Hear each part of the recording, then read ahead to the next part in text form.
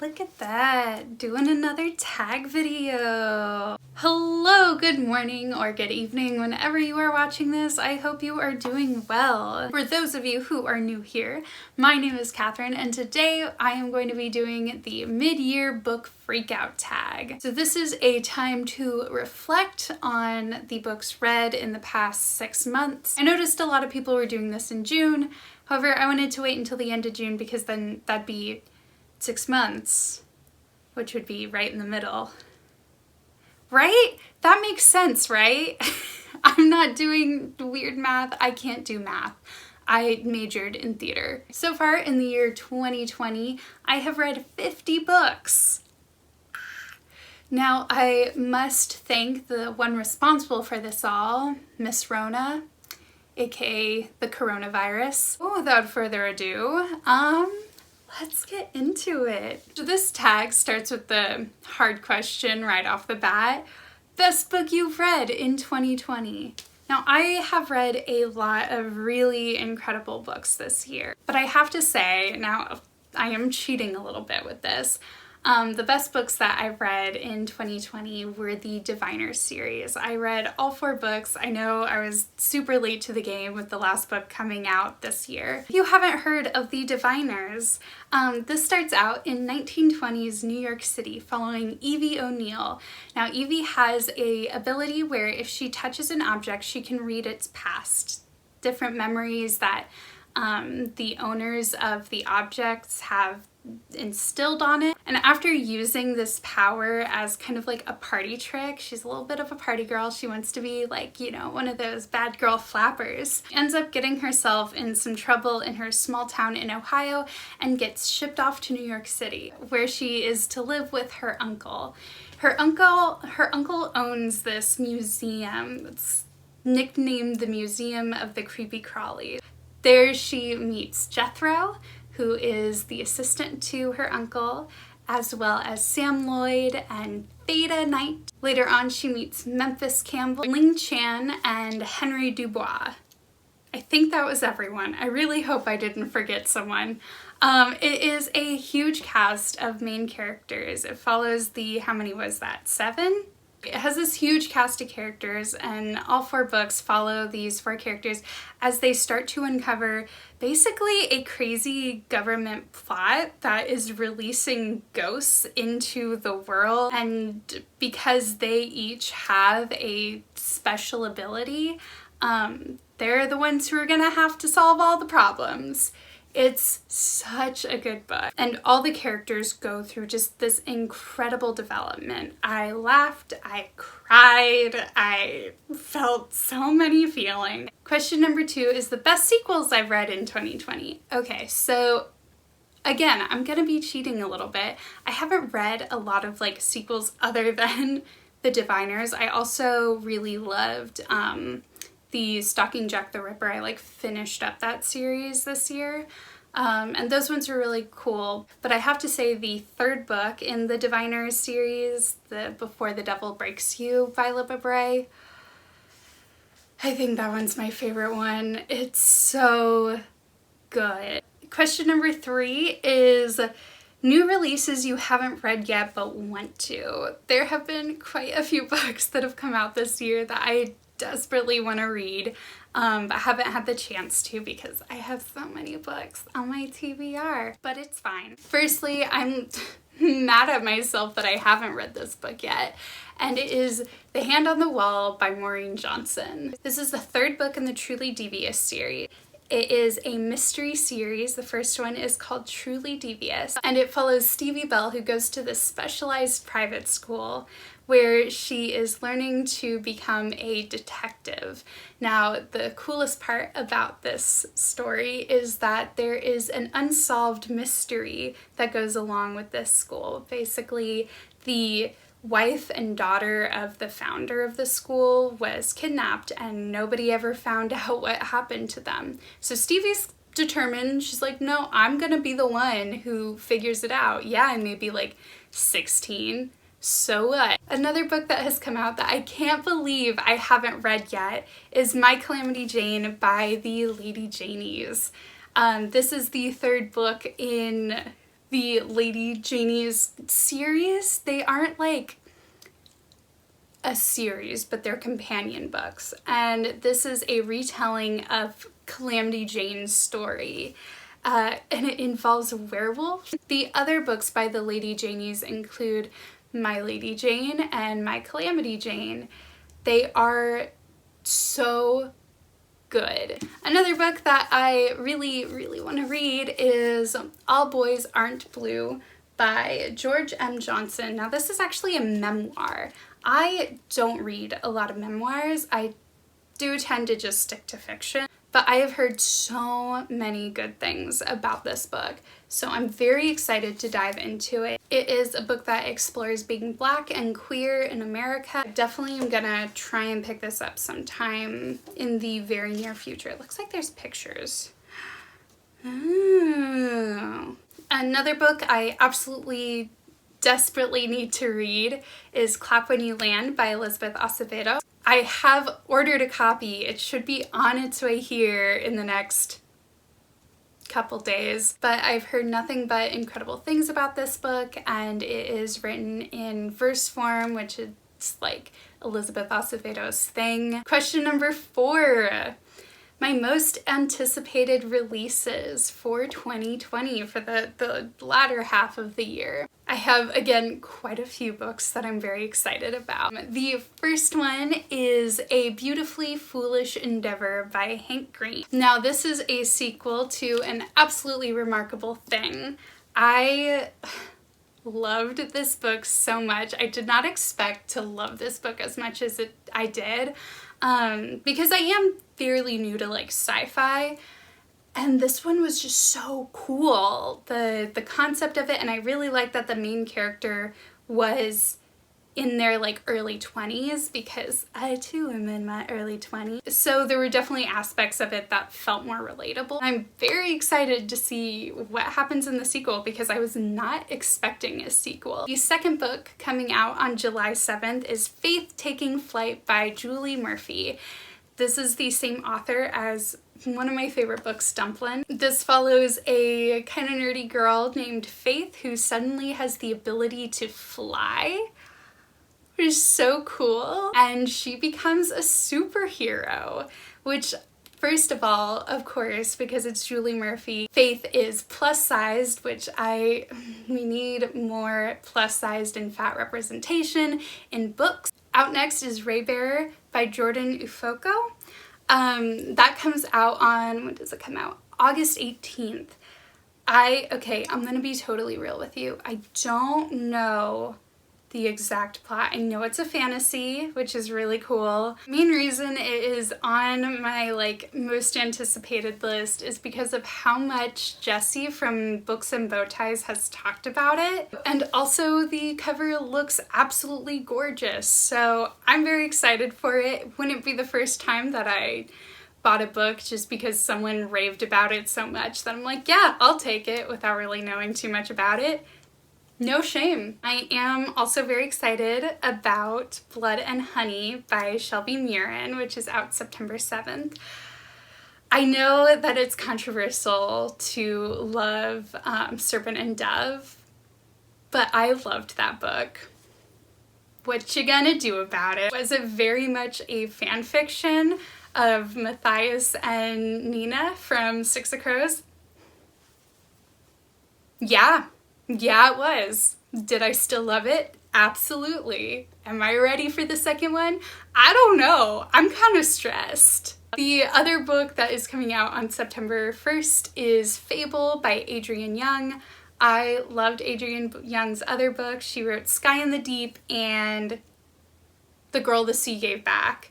And I love her writing style. I think it's so beautiful. And finally, I read the description for this book and I needed it in my life, and that is Legendborn by Tracy Deon. This is out September 15th, and it is a King Arthur retelling. I grew up loving like Knights of the Round Table, King Arthur. I loved the show Merlin. I was obsessed with it. So this is like a modern day King Arthur retelling. So I am very just so stoked about this. Yeah. The next question is the biggest disappointments. The first one is Shadow of the Fox by Julie Kagawa. I was so upset with how much I didn't like this book because I loved the concept of it. The main character is Kitsune, so she's like half fox and has like this whole like fox spirit energy. It sounded like a cool adventure book, which I love adventure books. I did not like this book though. My biggest problem isn't the storyline, it's the writing style. So unfortunately, this one just did not do it for me. I have a copy of Julie Kagawa's other book called The Iron King, so I am gonna give that one a try. See if it was just this one. Because I've heard good things about it. We'll see. I'm not gonna write off the author just yet. But if I don't like that one, then it just might not be for me, their writing style. Someone else might enjoy it, not my taste. Up next is the biggest surprises. So I had a couple of books that like really just, I did not expect to like them as much as I did. So first of all, and this is again gonna be controversial because apparently not a lot of people love this book as much as I did, and that is Wicked Saints by Emily A. Duncan. I've heard a lot of different things about this book, and so I had it for a long time before I actually read it. I also was like, okay, this is gonna sound so superficial and I apologize, but I didn't like the spine. A lot of people were just like, you'd enjoy it if you liked Alina and the Darkling in the Grisha trilogy by Leigh Bardugo. And like, I totally see the comparison. I wasn't a big like Alina and Darkling shipper, which apparently people were. I don't get it at all. But I ended up really loving this one. I just thought the world was so cool. I loved the magic system. So, bit of a controversial opinion, but I ended up loving this one and I did not expect that. Another book I ended up loving was The Kiss Quotient by Helen Hoang. I'd heard, I believe, Haley from Haley in Bookland talk about it, and since then I've seen so many more videos about this book, and I was like, sounds cute, sounds fluffy. I loved this book. The main character she's autistic and she is a workaholic, so she just hasn't had time in her life for romance, and any experiences she has had with guys have just been very, very bad. And she also is worried that she's just not doing things correctly because she tends not to pick up on some social cues and things. So she ends up hiring a male escort named Michael, who I love him. I think Books with Cindy mentioned him being the best and worst person at his job because he's a male escort, but he also ends up falling in love with the main character, Stella. So probably not great at his job, but totally fine. Michael can do what he wants. I loved him. Now this book is definitely a little smutty, but what do you expect? He's a male escort. Like, come on now. And he's teaching Stella sex and how to do sex. Next question is, who is my favorite new author? I absolutely fell in love with Leah Johnson's You Should See Me in a Crown. It is a young adult contemporary about a girl named Liz Lighty who ends up having to run for prom queen after she loses a scholarship that she was supposed to get for her college. And she ends up falling for one of her fellow prom queen contestants. It is such a cute book. Liz's whole journey is beautiful. She goes from being someone who's like shy and doesn't want to be the center of attention at all to running for prom and really owning who she is. So good. Next question is newest fictional crush. I mean, if you hadn't noticed, I fell in love with Michael from Crit Kiss Quotient. Like, he's real great. I tend to not get a lot of like fictional crushes, especially since I read young adult and they all tend to be like 17. But I will say I did absolutely just love Memphis from the Diviners. He's a poet. How could I not love a poet? He's so good. That actually leads me to the next question, which is newest favorite character. I think Theta was my favorite character. She's in the Diviners and she's an actress, and she's one of those characters where she has such a like troubled past, and she works hard to make sure that like no one ever takes advantage of her, that she does what she has to do in order to survive and in order to do what she loves to do, which is perform. The next question is a book that made you cry.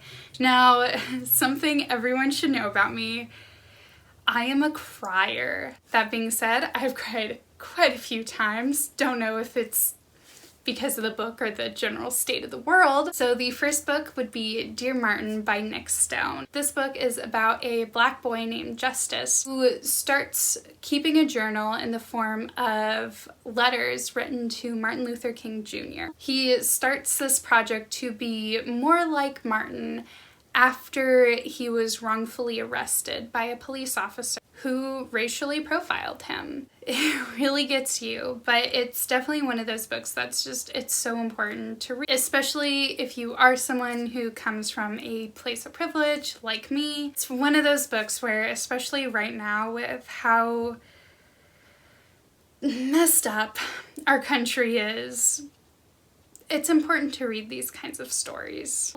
The next book that made me cry, how dare it, was The Inexplicable Logic of Life by Benjamin Alir Sands.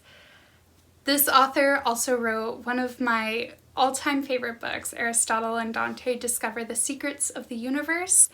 I love his writing style. It just is so beautiful and so, I don't want to say poetic, but there's just lines here and there that make you stop and really just go, okay, that's, yep, you got me. This book follows Sal as he is trying to figure out who he is. He lives with his adopted gay father, and he is a part of this beautiful Mexican-American family, but he doesn't know anything about his biological family, his biological father.